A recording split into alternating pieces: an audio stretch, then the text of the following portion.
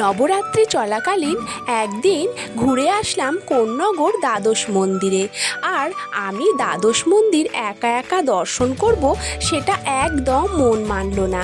তাই তো তোমাদেরকেও এই মন্দিরে দর্শন করালাম আমার এই ভিডিওর মাধ্যমে। তোমাদের কেমন লেগেছে এই মন্দির দর্শন আমাকে কমেন্ট করে অবশ্যই জানাবে। আর আমার চ্যানেলটিকে সাবস্ক্রাইব করতে ভুলবে না কিন্তু। লাইক কমেন্ট শেয়ার অবশ্যই করবে। আর দেখো এখানে এক এক করে বাবা ভোলানাথের 12 জ্যোতির্লিঙ্গ দেখালাম তোমাদেরকে। গঙ্গার ধারের এই পরিবেশ আর এই মনোরম আবহাওয়া এত সুন্দর, মনকে পুরো মুগ্ধ করে দিল। তোমরা অবশ্যই এই মন্দির একবার ঘুরে আসবে। আমি বলতে পারি জোর দিয়ে তোমাদের অবশ্যই ভালো লাগবে।